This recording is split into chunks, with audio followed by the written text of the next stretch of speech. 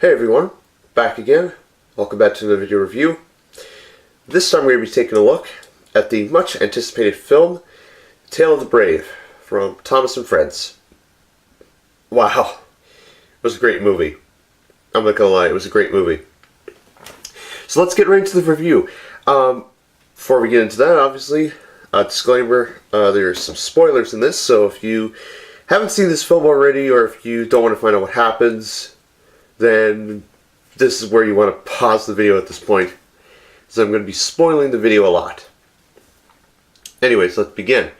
So the movie starts off with Thomas heading to the quarry because his branch line's closed, and as he's pulling a train of China clay through the China clay pits, it starts raining and he finds a footprint.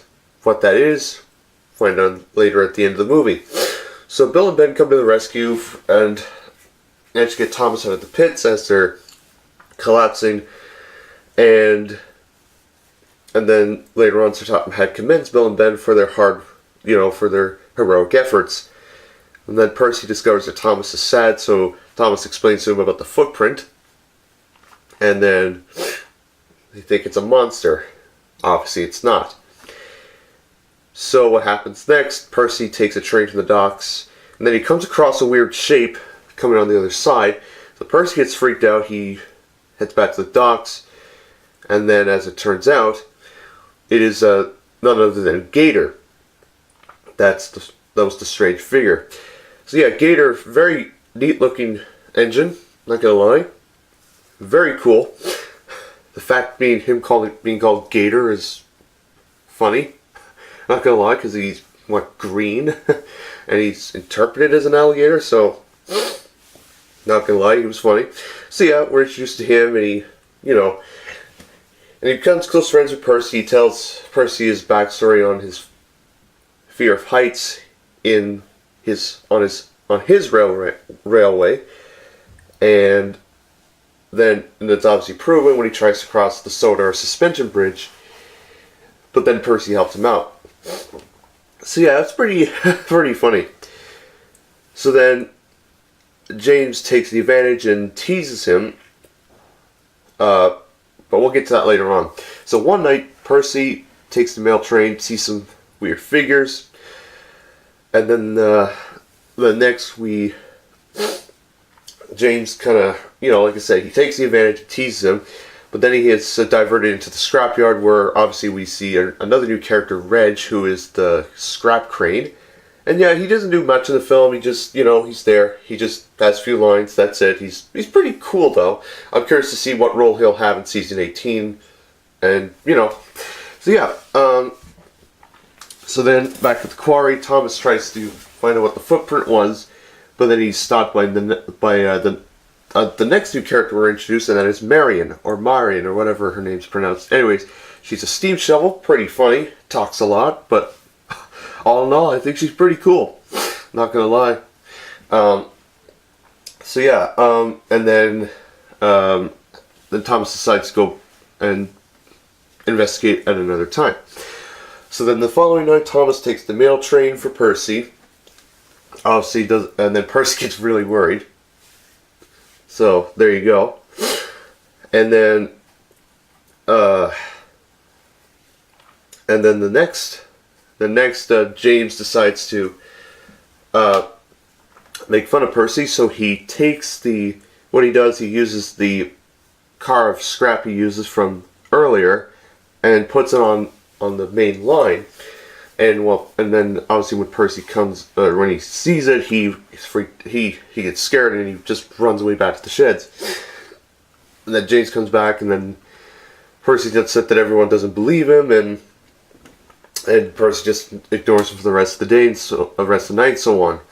So Topham Hatt gets infuriated, so he asks Percy what the deal is, because obviously Percy didn't deliver the whole mail, and then obviously he's interrupted by the telephone, which is actually a reference to the season 1 episode Thomas in Trouble, or Thomas Breaks the Rules in the US. So that's pretty funny. There was also a reference to a season 13 episode, and there was also a reference to Percy Takes the Plunge. So yeah, that was honestly, it was pretty neat. And the beginning, I'm going to talk about the very beginning at the end, but yeah. So Topham Hatt, he gets interrupted, and Percy just leaves when he sees Thomas, when he tries to apologize. So then Thomas finds James. He asks James to apologize for what happened. James tries, but it doesn't work. So then Percy decides to do something brave. And what that might be, well, we'll find out. So pretty much what happens is Thomas comes back to the sheds, doesn't see Percy. And what happens is that Percy is loaded onto the ship because Gator's leaving to go back to his railway.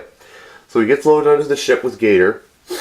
And then Thomas and James go and find Percy. Then Thomas realizes that, oh, he's leaving to go on the ship. So he goes back to the docks.